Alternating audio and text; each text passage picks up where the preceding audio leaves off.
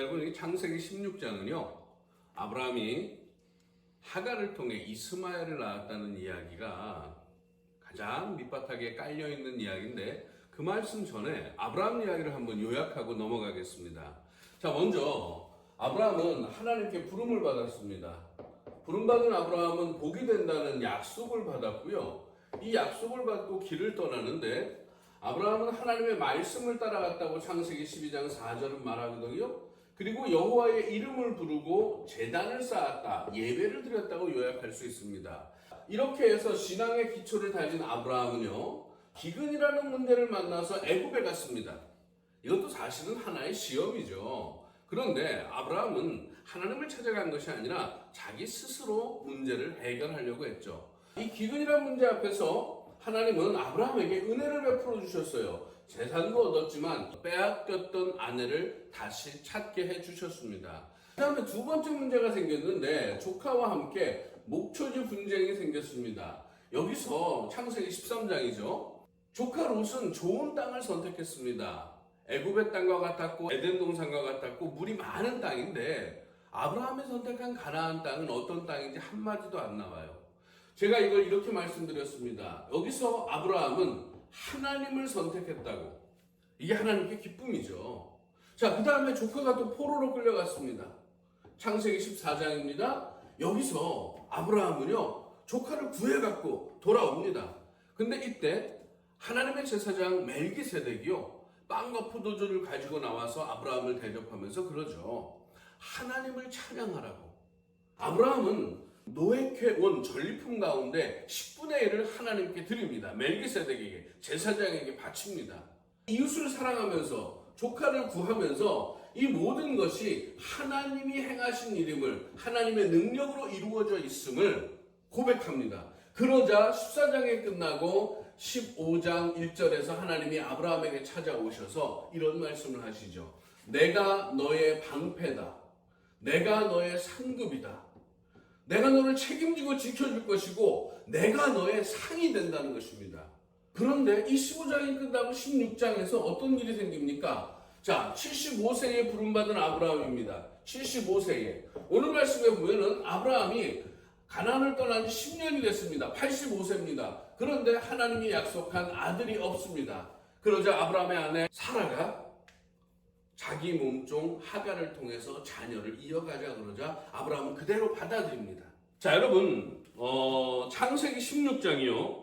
1절에서 16장 1절에서 3절까지 보면은요, 하갈을 몸종으로 삼았습니다. 몸종으로 삼았다는 얘기가 나오고요. 그리고 16장 뒤로 가면은요, 15절과 16절, 15절과 16절에서는 이스마엘이 출생했다는 이야기가 나옵니다. 이스마엘 출생. 1년이 지났으니까 이때 아브라함 나이가 86세가 되죠. 몸종을 데리고 아브라함이 잠을 잤어요. 그래갖고 아이가 태어났어요. 이스마엘이 출생했어요. 1절에서 3절과 15, 16절만 이어붙여도 이야기가 됩니다. 그런데 그 사이에, 요 사이에 하나의 사건이 들어갑니다. 하갈이 임신을 했습니다. 그러자 자기 주인을 멸시합니다. 하갈의 주인인 사라는 어떨까요? 분노하죠. 그래서 학대합니다. 그러니까 하갈은 도망을 갑니다. 자, 여러분 한번 생각해 보세요. 임신을 했습니다. 그랬더니 또 애를 가진 하갈은 멸시를 하고 주인은 분노하고 학대하고 하갈은 도망을 갑니다. 이 이야기 속에 도망간 하갈에게 하나님이 찾아가십니다. 여러분, 애를 낳지 못했어요. 10년을 기다렸어요. 하나님의 약속을 믿고 기다렸습니다. 그런데 아기가 없어요. 이때 아브라함과 사라는 하갈을 통해서 자식을 낳겠다고 결정했습니다. 아브라함의 아내 사라가 아브라함에게 여보 이렇게 합시다 하고 얘기했을 때, 아브라함은 그 문제를 가지고 하나님, 제 아내가 지금 10년을 기다렸는데 이렇게 하자입니다 하고 하나님께 나아가지 않았습니다. 아브라함과 사라는 스스로 결정했습니다. 아기를 갖지 못하는 그 간절함에 이제 우리가 어떻게 해봐야지 안 되겠어. 하나님을 거절했죠.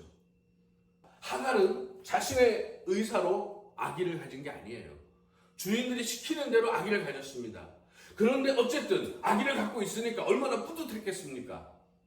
근데 그것이 주인에게는 내 몸종이 주인을 깔본다 해서 멸시하는 걸로 비춰진 거죠. 그래서 주인은 분노하고 학대하고 하갈은 도망갔는데 하나님은 아브라함과 사라가 아니라 하갈을 찾아가셨습니다. 하나님은 하갈을 찾아가셔서 너는 다시 돌아가서 복종하라고 말씀하시면서 아들을 낳을 것이며 그 아들의 이름을 이스마엘이라 하라고 말씀하십니다. 그러면서 네 아들도 번성할 것이고 형제들을 대항해서 살 것이다 이렇게 말씀하시죠. 그리고 셈 곁에서 하나님을 만났다, 나를 살피셨다 해서 브엘라 헤로이라고 이름했다고 성경은 말합니다. 자, 여러분 여기서 중요한 거는 그렇구나, 아브라함과 사라가 하갈을 통해서 자녀를 낳았어요. 이스마엘. 이거는 역사의 흐름의 이야기 전개입니다. 그런데 그 가운데 하나님과 하갈의 이야기가 들어있어요. 여러분, 하나님은 아브라함의 하나님입니다.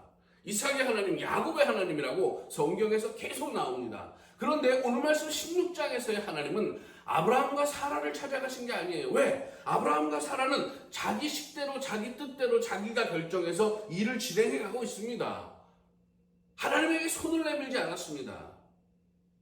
그러자 하나님께서는 고통의 자리, 쫓겨나서 어떻게 할 수 없는 그 하갈을 찾아가셔서 내가 너와 함께 할 거야. 내가 너를 지켜줄 거야. 아들을 낳을 거야. 이스마엘이라 할 거야. 너도 번성을 할 거야. 돌아가. 복종해.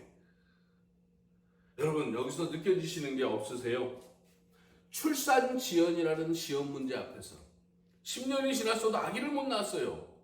하나님의 약속에도 불구하고 이거는 시험 문제입니다. 그런데 이 시험 문제에서 아브라함과 사라는 우리가 어떻게 해봅시다. 그래, 하나님이 알고 안 되겠어. 우리가 해야지. 근데 우리가 해야지 이 결정이 하나님을 떠나는, 하나님에게 불순종하는 그런 아브라함과 사라의 행동입니다. 이때 하나님께서는 고통받는 자의 하나님으로, 하갈의 하나님으로 성경에 기록되고 있는 것입니다.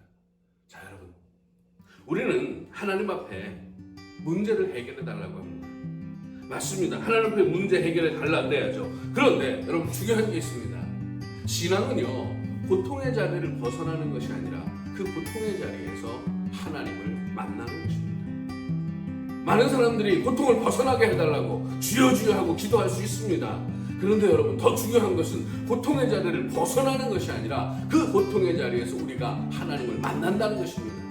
그 고통의 자리에서 하나님을 만나는 가운데 우리는 하나님이 원하는 변화된 삶을 살 수 있습니다. 자, 여러분, 어떻게 하시겠습니까? 하나님께 고통을 벗어나게 해달라고 하나님을 도구화 삼아서 하나님 이 문제만 좀 해결해 주세요. 하나님에게 집중하는 것이 아니라 이 문제에 집중하는 어리석음을 범하지 마십시오. 그 문제 속에서 하나님에게 집중하는 참 믿음의 삶을 여러분이 살아갈 수 있기를 간절히 축원합니다. 감사합니다.